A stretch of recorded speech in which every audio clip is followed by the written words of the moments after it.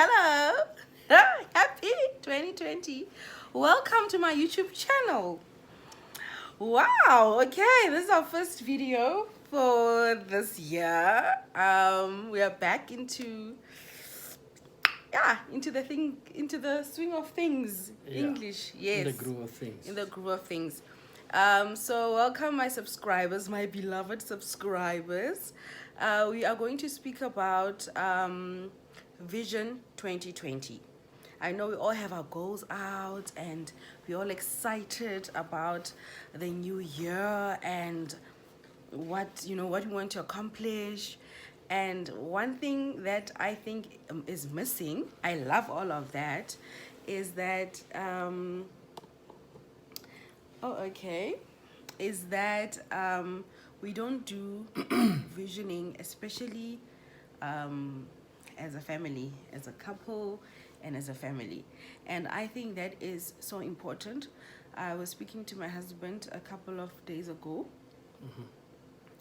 weeks or 2 weeks, 2 3 weeks ago. You're speaking all the time, baby. Yeah, but I'm saying particularly about this issue about visioneering is that I saw, how Facebook gives you those reminders of 10 years ago, 7 years ago, and I saw things that I posted 10 years ago, a decade ago, and I had a vivid memory. I have a vivid, by the way. I've got a vivid memory. I had a clear memory of what we were going through 10 years ago. Hey, we come a long way, yo. And all the things that I wanted, I manifested. However, I did not manifest them deliberately or intentionally. It was just the thing of having a desire. Can you just imagine now, had I been more deliberate in my 10-year and now decade, what I would have manifested. So now, with this video, we just like to speak about the importance of having a vision. A vision as an individual, of definitely that one. I think a lot of people have it, but most importantly, a vision as a family. That's quite uncommon. Yeah, and my husband, as the leader of the family, the head of the home, he had the task to actually sit down and write down and ponder and think about our vision for the next year, the next 5 years, the next 3 years, the next 20 years, the next 30 years, the next 50 years, and the next 100, and and so on, because it's not just about us being alive, it's also about leaving a legacy as a family. And I think that is so important. So my husband is just here, and this doesn't necessarily have to mean that you need to be in a married, committed setup to have a vision for your life. Should you be, I encourage it that you proactively together engage on your vision. And however, if you are not and you are single, yes, please do have a vision for the next year, the next 3 years, the next 5 years, the next 10 years, the next 60 years, the next 100. So the question is, you have vision. How do you bring that vision into play? That's the question of the day. How can you make sure that, yes, you wish for all these things, you wish to achieve these goals, you wish to, we all have aspirations that we want to reach. So how do we do it? There are many ways with which we can do it. There's one called vision boarding, you can call it that, wherein now you take magazines and then you cut out pictures of things you want, and then you put them in a place where you will always see. The other one, you could use your phone. You could use your phone to keep pictures of things that you prefer or want to have. So there are very, very dynamic ways of doing it, but one of the best ways that I have seen that work is when you get into the feeling of having that which you desire. Pictures help to get into that feeling. Imagination helps to get into that feeling. We all have imagination, by the way, and it's a very powerful tool that we have been discouraged from using by our teachers, by generally people who are ignorant. And we've learned that that's teachers are not ignorant. It's just a generic. Yeah, people who are ignorant to the fact that of the power of imagination. I mean, you know, it's amazing how really everything comes from it. Every single thing that you see. If there's anything you can touch or see, smell or whatever, it all comes from your imaginations. You've seen it first in your imagination. So that's the first point of departure. We won't tell you the mechanisms or the technicalities of how to do a visioning process, but we will explain the foundation, which is the actual imagination of a human being. So, image nation. We are an image nation. We become, as a result of what we see inside ourselves, we become a nation, we become a human being, we become a being first by imagining. And we find ourselves sometimes imagining negative things based on what we allow to influence us. You know, sometimes we find ourselves just watching TV endlessly, like a robot, just watching. And you don't realize, or whatever you're picking up, your subconscious is collecting so much data that your conscious mind is not seeing, but your subconscious is picking up. So that's the first foundation. What you allow your mind to be influenced with has a very fundamental impact on your ability to bring about your vision into reality. Wow. Yeah, because now, let's say and I like to make this example, or like, you know, a person, I don't know whether, but anyway, a person is facing maybe a legal battle or a trial or whatever, and then this person is subconsciously looking at the movies, 31 Sunday court case, what failure, what to president, what whatever, that is negative. This person is not realizing he's busy building up pictures for himself subconsciously. Okay? When you're watching TV, you are relaxed. And that's when the subconscious is really absorbing information, when you are relaxed. Because you cannot force information into yourself, into your subconscious.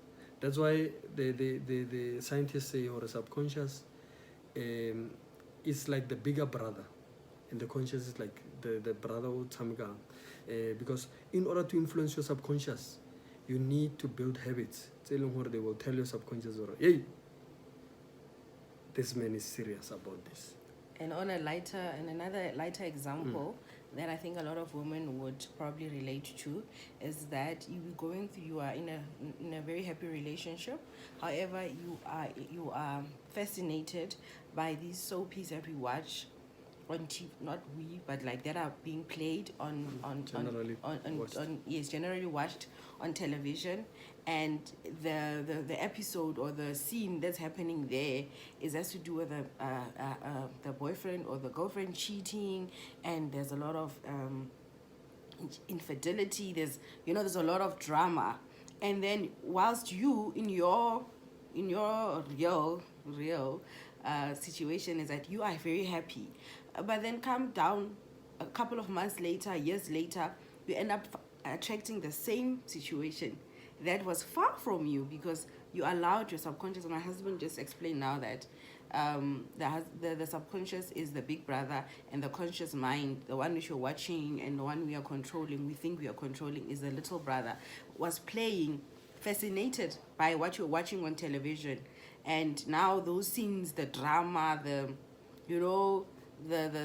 unfaithfulness of the partner or whatever starts manifesting in your life. So it's very important to also, especially when you are drawing your vision, is that you need to quiet down your mind.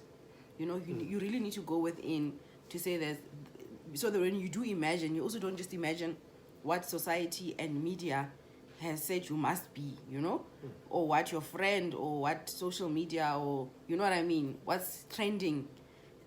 Go in and sit down and ponder, and think on what is my vision? What is my vision? And one of the ways that can help you to get to create your vision, start by your values. What values, just to give a guidance, because this is new to us. We know how to do a vision, a mission, and a purpose for companies and for those that are employed for their jobs.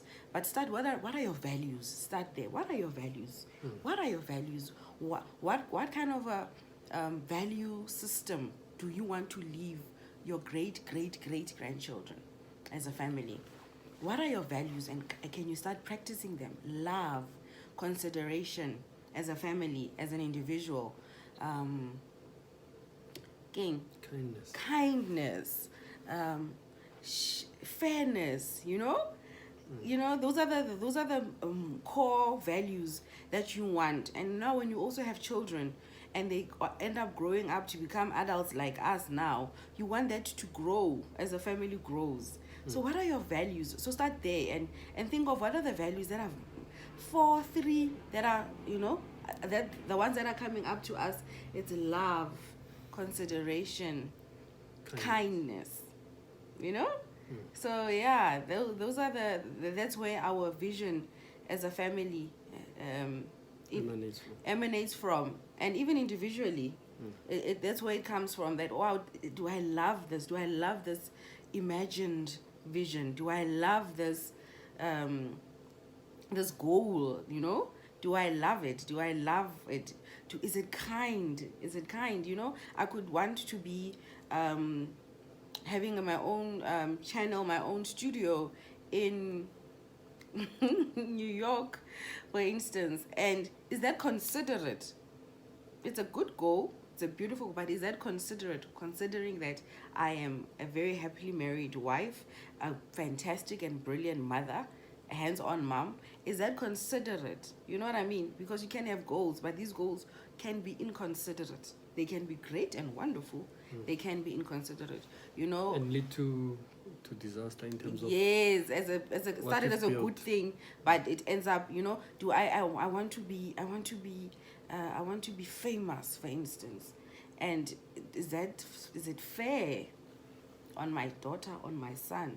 You know what I mean? So have goals that will encompass everyone, and especially you, because at the end of the day, I can have that big grand goal, but it ends up frustrating and hurting me. So yes, my husband was still talking about an example, and I just interjected. Oh yeah, but you highlighted it in terms of the relationship aspect, which we are talking about now. But I wanted to use a very something that could realistic and be remembered. Like, as I said, those